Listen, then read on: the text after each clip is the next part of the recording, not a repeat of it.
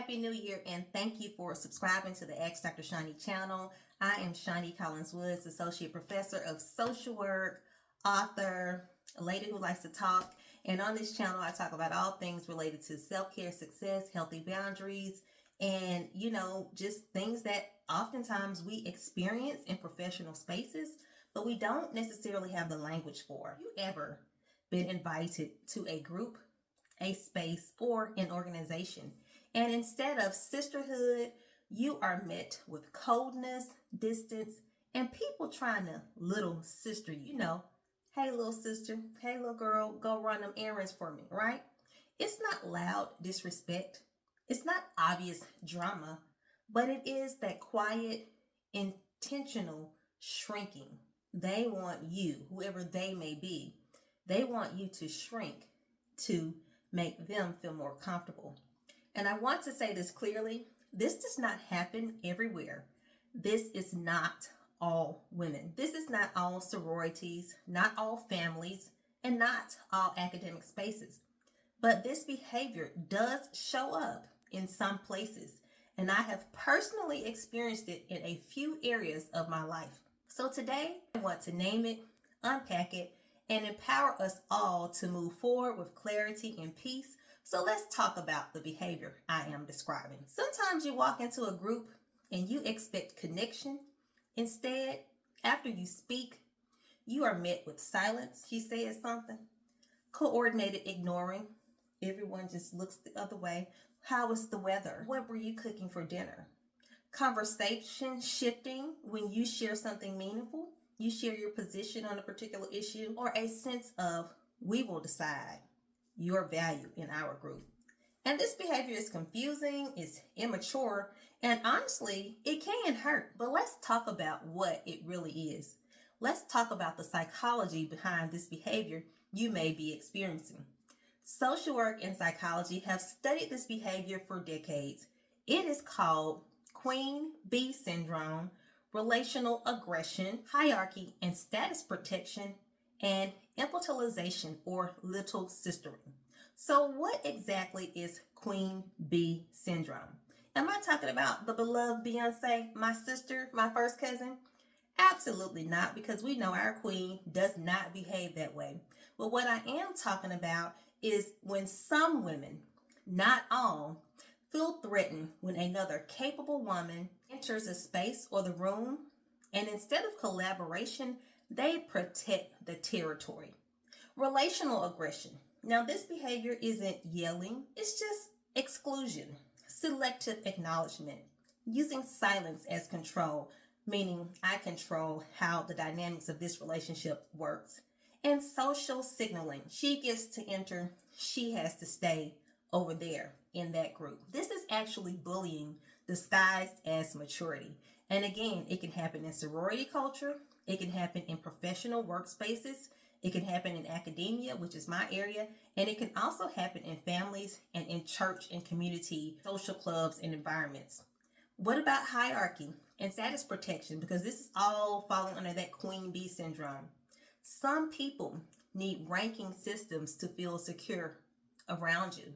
They want to say who's above, who's below. They want to decide when and where you can enter.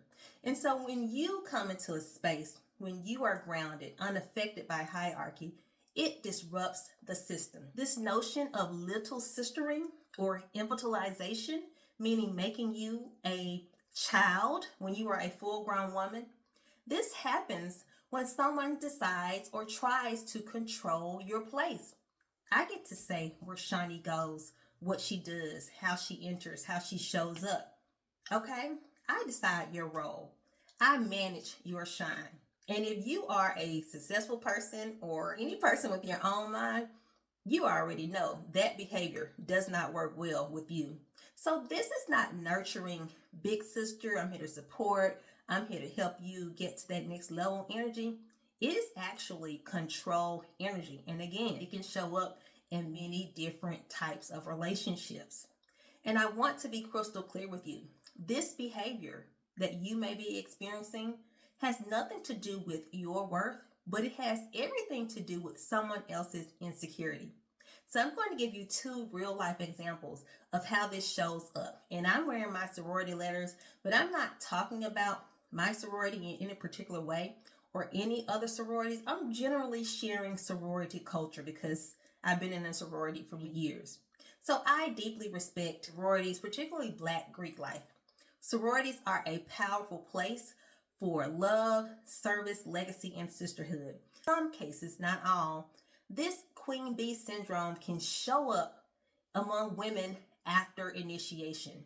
When a woman joins a sorority, in some instances, not all, after she moves from the period of being an initiate to a full member, some women experience love and support and being embraced into the sisterhood. And other women experience constant reminders that they are new, they are discouraged from leading in the particular chapter. They begin to experience surveillance and being monitored by their own sisters if they excel too fast. And they also receive this pressure or this awareness that, they'll never be as big as so and so who pledged in 1982. So instead of these women who have this queen bee syndrome, instead of them saying, you know what, we trained you, we poured into you, we nurtured you, we selected you because you possessed all the qualities that we want in our organization, whichever one it may be. It could be any organization, whatever group, and now flourish. Some environments quietly communicate, hey, you over there, you Neo, you new one, you stay in your place. And that's not tradition. That is not protecting legacy. That is deep-rooted insecurity dressed up as structure. And yes, I have personally witnessed this happen to other people. And I've also experienced this dynamic. It doesn't define all sororities, but just know it does exist in some spaces. And not just sororities, but also, again, families, organizations. It can exist in spaces because we're dealing with human beings. Another real life example of where this queen bee syndrome often pops up is in the professional workspace, academia, and Black women faculty. I can speak very specifically about these experiences because I am a Black woman faculty. I've been teaching at the collegiate level since 2007. And so in academia, I say this very respectfully and very carefully. There are so many beautiful, talented, wonderful Black faculty who are nurturing, supportive, collaborative, and deeply invested in uplifting one another. And I have met many of these women and also Black men, and also just people from other cultures and communities. But there are also unique situations, and I have personally experienced a few, where unhealthy dynamics emerge. Some faculty engage in what I call managed proximity, meaning they want to control the relationship on their terms. They selectively mentor, they selectively share resources, and they expect junior Black faculty women to always be the assistant, the helper, the emotional labor, and available at their beck and call. And oftentimes the relationship is not reciprocal. And you'll see this leads to unequal access to information, gatekeeping, territorial behavior. Hey, this is my lane of research. Don't come over into this area, right? Do you really know what you're talking about? Sometimes it can lead to junior faculty being embarrassed on calls or being called out or singled out. Backlash when you say, hey, this doesn't feel safe, and so you step back, or when you choose boundaries. And an attitude when you choose independence. And this can even lead to someone offering a negative recommendation if you're trying to go for a particular position or seeking to advance your career. And it does hurt because we expect better from one another. We hope for unity. We assume shared struggle, like we are coming from the same community, and sometimes even the same, background, spiritual background, religious background, sorority. And we expect this equal shared grace in academia, especially among Black women. But sometimes it simply doesn't happen. And I don't say this to bash Black women, not at all. I say this to tell the truth lovingly. And many women have already written about this dynamic. And so a lot of this comes from scarcity trauma, from systems that historically allow only one Black woman to succeed at a time. Meaning, you go, it's going to be another 50 years before the next woman comes. And so some people internalize that and start policing instead of uplifting. And does that make it okay? Absolutely not. But it helps us to understand how this dynamic can play out in workspaces and in professional environments. So why does this queen bee syndrome seem to happen, or almost when it occurs among women, why does it target those quote unquote strong, independent women? This often happens to women who are grounded, accomplished, confident, peaceful, and not desperate for approval. Your presence alone disrupts insecure systems. You aren't loud. You aren't arrogant. You're not trying to take over.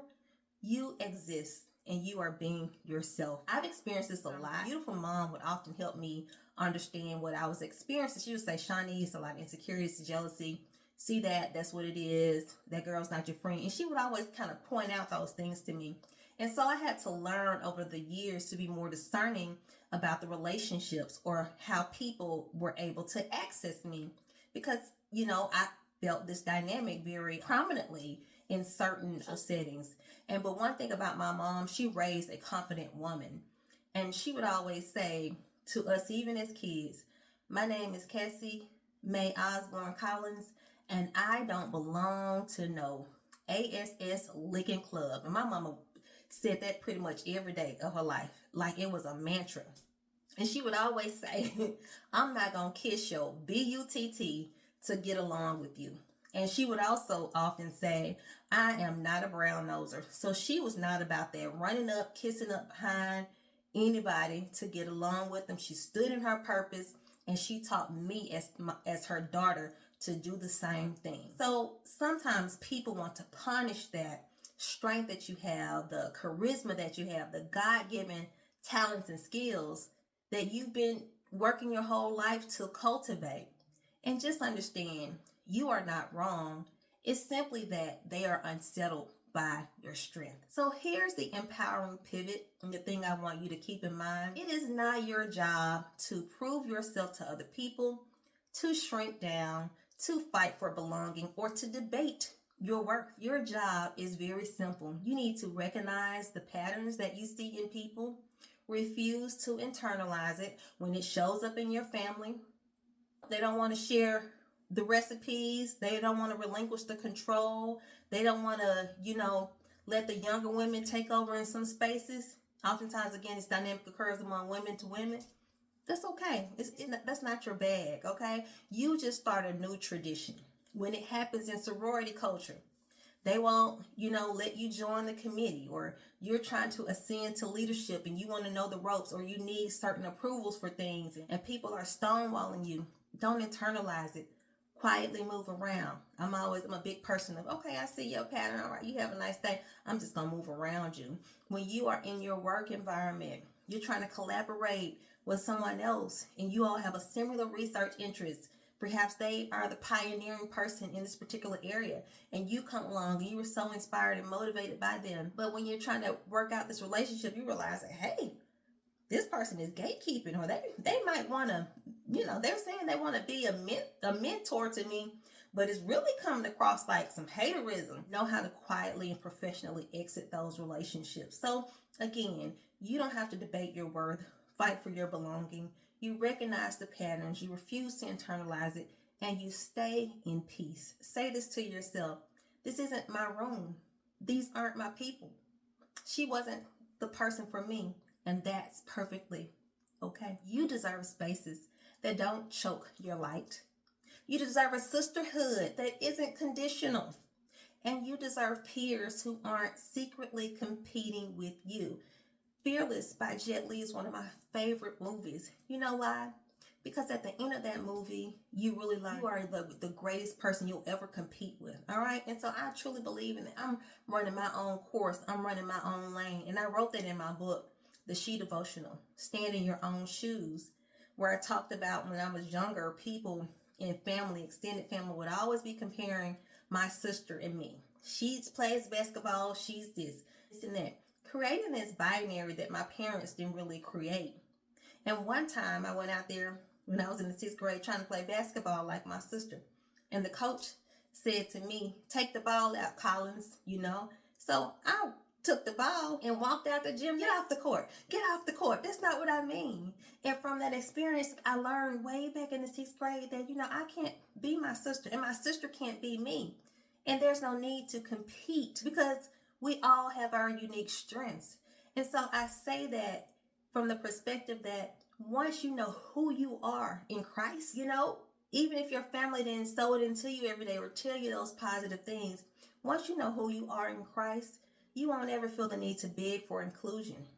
I'm not eating crumbs from anybody's table. I don't have to compete with my siblings, with my sorority sister, with my relatives, with my coworkers. Tap dance for people's approval. You don't play those little games like ignoring people because you feel threatened by them. You don't shrink just to make someone else feel comfortable. Instead, when you are empowered and when you know exactly who you are, you stand tall. You know that you've earned your right to be in any room. You stay kind, you stay wise, you stay gracious, as Beyonce said, and you move forward. You are already validated, sister, by your calling, your purpose, your work in your life. So let me close with this important truth. There are women who truly love deeply. They are good, they are nurturing, and they love you. They collaborate without ego. I have many wonderful mentors. I'm on a group call 2 or 3 a month with some wonderful men and women from diverse racial and ethnic backgrounds, and they sow positive things into me. There are people who will share wisdom freely. If you just ask them, they will tell you without all of this gatekeeping. And there are those who will celebrate your growth fully. Wow, Shani, I remember when you were, here, and now you are here, and I'm so proud of you. These people exist. We exist. I love to celebrate other people. So let's build with those women. And for anyone else who's operating from scarcity trauma, that's not our bag to carry. We all deserve, you deserve a sisterhood that is rooted in maturity, compassion, and love, not in insecurity and control. Keep in mind, when anyone's trying to control you, they really don't respect you. And they also lack self-respect. So my closing affirmation to you, if you have ever been minimized, ignored, or had someone try to little sister you, hear me. Hear it from me very clearly. As a woman who has had to navigate this and clearly can discern when people are behaving that way toward me, you are powerful. You are brilliant. You are so worthy. And you deserve to be in every room that honors the fullness of who you are. You do not have to shrink. You don't have to dim. Just continue being who you are. Peace comes when we refuse to participate in smallness. How does this show up in your professional life?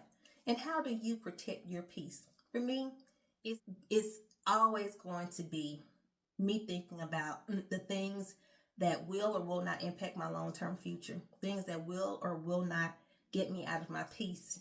And then I don't care what group it is, what relative it is. If you're trying to disrupt my peace, you don't align with me. And so I want us all to heal together, to talk honestly about these things, and build healthier spaces for women to thrive. I love each and every one of you, and I thank you for watching this video. I'll see you in the next one.